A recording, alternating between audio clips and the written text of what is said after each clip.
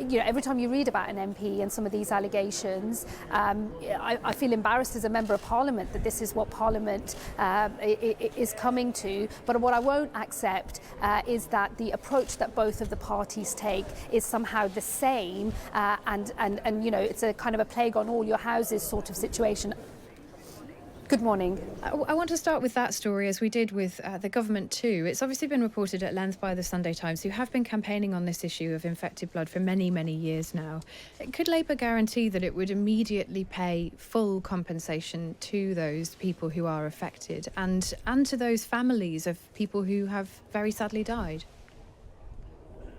Well, look, this is a live scandal, and the government has lost a vote in the House of Commons that has required them to bring forward the plans for setting up the structure for a compensation scheme for the victims of this scandal. There isn't a moment to lose. I'm afraid this isn't something where the government can play for time and leave it to beyond the next general election, whoever is in the next government, because as you say, people have died. More people might die before compensation is paid out. And the House of Commons has passed legislation in this area, so the government has to bring forward its plans and it has to lay out when that compensation will be paid. There is not a day to lose. This is not something to leave to the next general election and beyond. And given what you've just said there, if it does happen that an election is called earlier than we expect in the autumn and this does fall to a Labour government, is this a priority? Will you act on it as soon as, if you do get in power? Well, look, we will have to see what the situation is at the election. As I say, there is a bill going through the House of Lords now. It's in the Lords at the moment through Parliament, where the government is required to bring forward its plans on the compensation scheme for victims of the blood scandal. They've got to get a move on. They've got yes, to but forgive me, I'm not asking about the government. We've just asked the government. I'm asking about Labour. And we will set out plans, but we will set out plans close to that general election whenever it's called, setting out what we will do in this area. But at the moment, the pressure is on the government to make the changes that they've said they will make. So the real question is why they haven't made them and when they'll get a move on. OK, I want to pick up on another issue that we've been talking about a lot this week, which is about policing and politics. I mean, you are clearly Shadow Justice Secretary.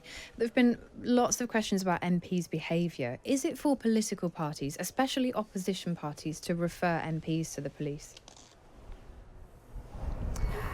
Well, look, referrals, I think, can be made, have been made. I don't think anybody should ever pressurise the police. When an investigation is underway, that has to be an independent police investigation. That evidence, whatever it might be, has to be collected properly, following our rules on due process and on evidence, because if eventually these things might end up in court and the justice system is engaged, that evidence has to be able to be held to proper scrutiny in a court of law. So I think proper processes should be followed.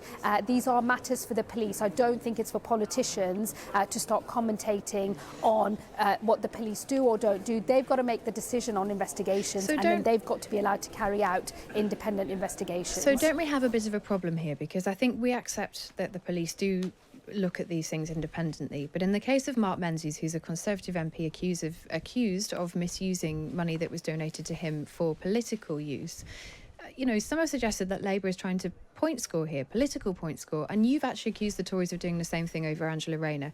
Is it not a little bit risky for political parties, to start referring each other to the police to score political points?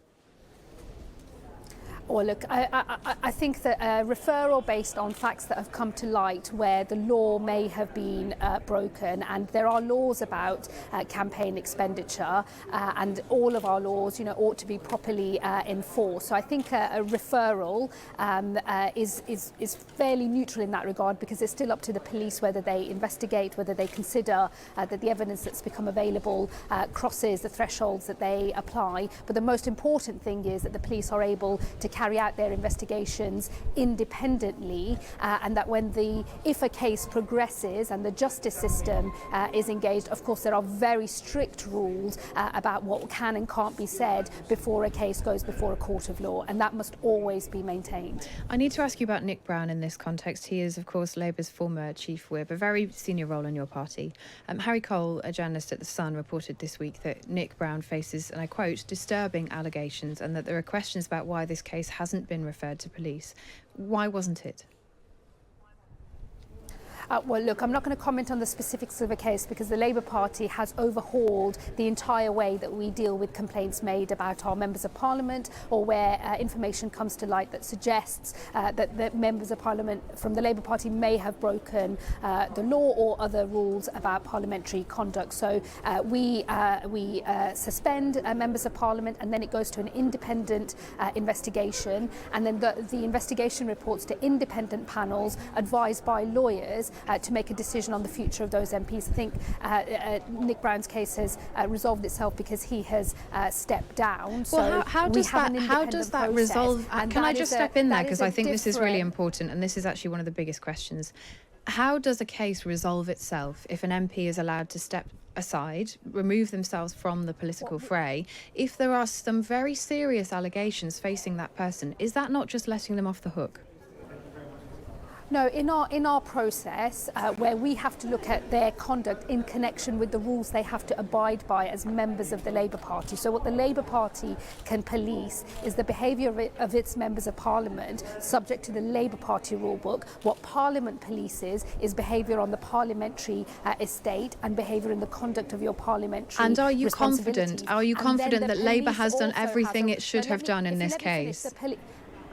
Absolutely, because the police also have a role, and in our independent complaints process, the victim, the person who's coming forward and is making the complaint, is supported if they want to also make a police complaint as well. So it's for complainants. If they wish to go to the police, they have to be supported and encouraged to do so. What the Labour Party can police is adherence to our rules, and that goes over to an independent investigation. And I'd much rather we did it that way. It's a new way of doing things for us. We're criticised because people say those investigations take a long time, but it is important that they're independent, because what we've seen is when it's just in the hands of politicians making decisions, that's where rightly the public might be concerned that people might let their friends off the hook, and we're not in the business of doing that. Okay, I just want to read you something from an article written by Jake Berry today. He, of course, is former Conservative Party chairman and a Conservative MP.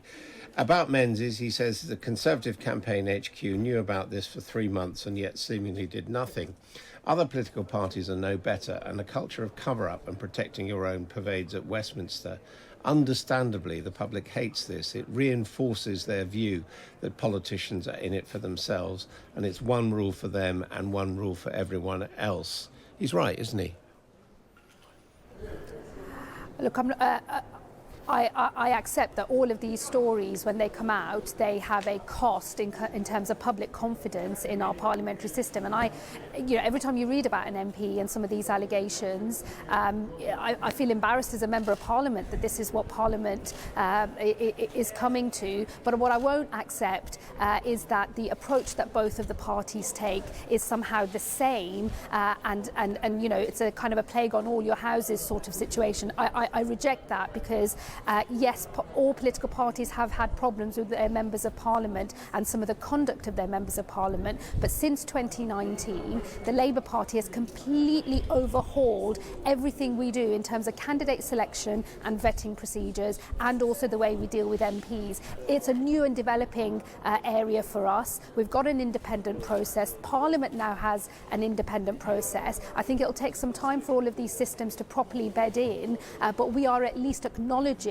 that simply leaving things to the whips to decide or party leaders to manage just calls into question whether things are being dealt with properly, and therefore the only other way you can do it is to put it over to an independent process. That's more costly for the Labour Party, but it is the right thing to do. Sticking with policing, there are calls for the Met Police Chief Sir Mark Rowley to be removed from his post over an interaction with an openly Jewish man at a protest where he was told that his appearance may be a provocation. Do you back calls for the Met Police Chief to be removed from office?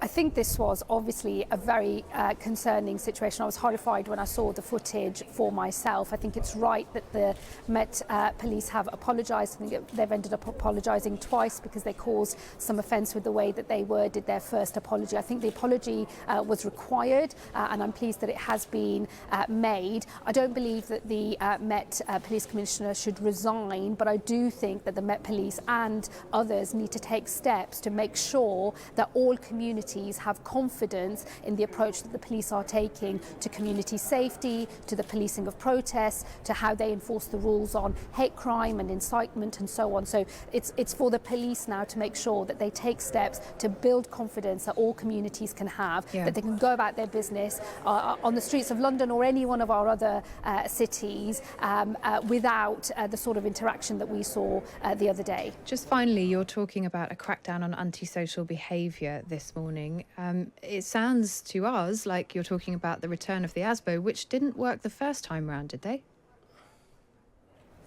Our plans to tackle antisocial behaviour, which, by the way, 20 million people in our country experienced or witnessed antisocial behaviour in the last year. It's a pretty shocking statistic about the scale of the problem. And our plans actually to tackle antisocial behaviour start first and foremost with getting bobbies back on the beat. We would have 13,000 extra officers, primarily neighbourhood police officers, which we believe will have a huge impact in helping to tackle the scourge of antisocial behaviour. We will also have new respect orders. They're not hugely dissimilar from antisocial behaviour orders, but they will be targeted on repeat offenders committing antisocial behaviour so that we can stop the sort of public drinking and drug dealing type activity that's made some of our high streets, no-go areas for ordinary families and women walking home at night from work. So yes, we will have respect orders. We'll also have things like exclusion zones, all designed to give powers that local neighbourhood police will have in order to tackle antisocial behaviour. We believe